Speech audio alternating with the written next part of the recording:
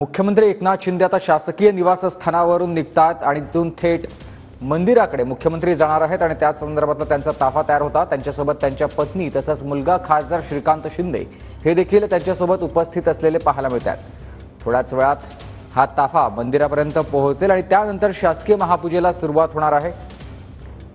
महाराष्ट्रातल्या परंपरेनुसार आषाढी एकादशीच्या दिवशी पहाटे राज्याच्या मुख्यमंत्र्यांच्या हस्ते विठ्ठलाची शासकीय महापूजा पार पडत असते आणि यावेळी एका वारकरी दाम्पत्याला देखील मुख्यमंत्र्यांसोबत महापूजेचा मान मिळतो। मानाचे वारकरी ठरवण्याचा संपूर्ण अधिकार हा पूर्णपणे मंदिर समितीला आहे। तर आता या शासकीय महापूजेसाठी मुख्यमंत्री एकनाथ शिंदे यांचा ताफा निघालेला आहे।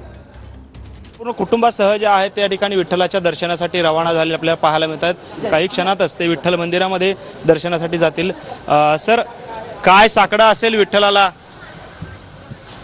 आपण पाहतोय की विठ्ठल मंदिराकडे ते आता रवाना होता आहेत आणि सर्व आपले जे सहकारी आमदार आहेत, मंत्री आहेत, त्यांच्यासोबत या ठिकाणी मुख्यमंत्री एकनाथ शिंदे जे आहेत ते विठ्ठल मंदिराकडे रवाना होताना आपल्याला पाहायला मिळतात।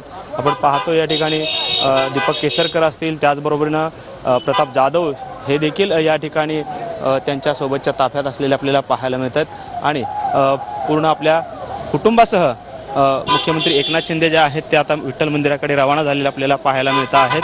आपण पाहतोय मोठ्या प्रमाणात ताफा जो आहे तो मुख्यमंत्र्यांच्या या ठिकाणी मंदिराच्या दिशेने रवाना होताना आपल्याला पाहायला मिळतोय आणि संपूर्ण ताफ्यासह मुख्यमंत्री एकनाथ शिंदे जे आहेत ते आता आषाढीच्या महापूजेसाठी रवाना झालेले आपल्याला पाहायला मिळत आहेत। मंदिराच्या दिशेने मुख्यमंत्र्यांचा ताफा निघालेला आहे। मुख्यमंत्री एकनाथ शिंदे यांच्या हस्ते शासकीय महापूजा पार पडणार आहे आणि त्यासाठीच मुख्यमंत्री, त्यांचे कुटुंबीय तसेच काही नेते देखील आता मंदिर परिसराकडे निघालेले आपण बघितलेले आहेत। त्या संदर्भातला त्यांचा हा ताफा जेव्हा निघाला होता तेव्हाची ही दृश्य आहेत। आषाढी एकादशी आणि या परंपरेनुसार मुख्यमंत्री एकनाथ शिंदे यांच्या हस्ते आता शासकीय महापूजा पार पडणार आहे। शासकीय पूजेचा हा प्रकार समिती अस्तित्वात आल्यानंतरच सुरू झालेला होता। 1973 सालापासूनच मुख्यमंत्र्यांच्या हस्ते पूजा केली जाते आणि त्यांच्यासोबत मानाचे वारकरी या पूजेला उपस्थित असतात आणि ते निवडण्याचा अधिकार हा पूर्णपणे मंदिर समितीकडे देण्यात आला। तर यंदा आषाढीच्या शासकीय महापूजेसाठी 10 मानाच्या पालखी सोहळा प्रमुखांना निमंत्रण देण्यात आल्याची माहिती मिळते।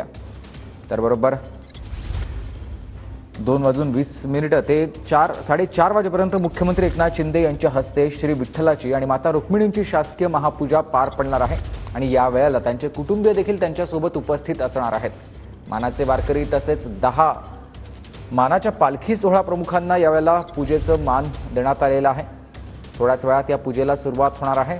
तर लाखो वारकरी या प्रतीक्षेत आहेत पूजेच्या।